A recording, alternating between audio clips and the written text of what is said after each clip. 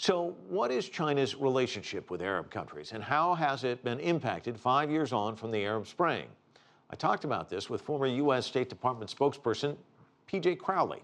We began by talking about the Arab Spring itself. The Middle East today is fundamentally different, than it was 5 years ago.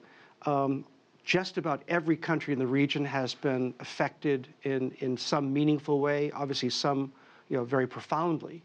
I think that we underestimated just how difficult this would be. This is going to be, as the President said the other night in the State of the Union address, this is a generational transformative change. It's going to unfold over decades.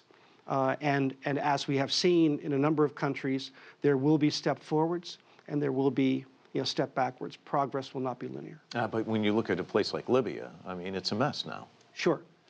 And I mean, the only bright spot, obviously is Tunisia. And Tunisia has progressed. It's very fragile, but Tunisia has progressed because the leader abdicated, and then the opposition decided to cooperate with the government, and you've had a peaceful transfer of power, and you've had a mentality of positive sum, not zero sum. In every other country, where there has been the introduction of electoral politics, one side succeeds at somebody else's expense. Chinese President Xi Jinping going to Egypt. Of course, there was Mubarak, then there was Morsi, now there's al-Sisi, just coming out with the China-Arab policy paper.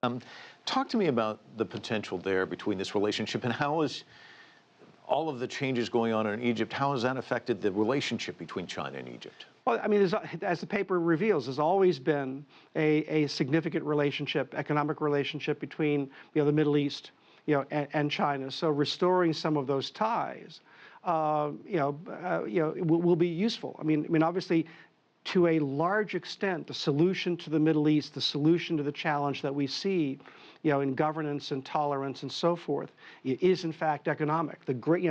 Much of the Middle East much of the conflict in the Middle East is driven by populations that are increasingly educated, and economies that can't necessarily generate the opportunity that corresponds to that talent pool.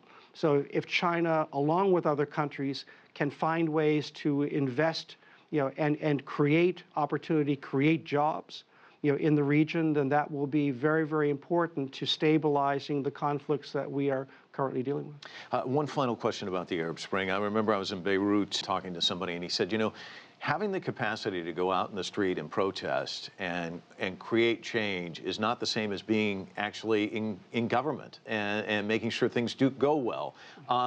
You can go out in the square and you can scream and yell. That doesn't mean that you can govern.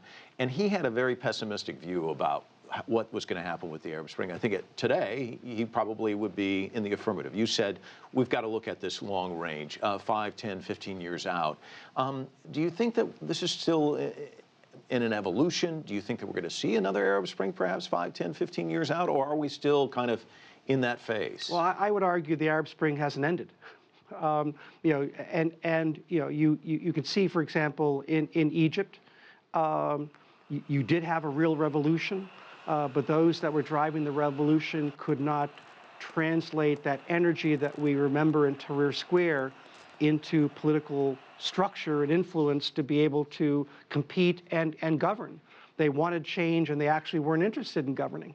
But ultimately, we're still probably closer to the beginning than we are to the end. I think we have to think in terms of these conflicts will go on for years, if not a decade or more, and this process of the Middle East, and it has to decide what kind of relationship it wants with the rest of the world.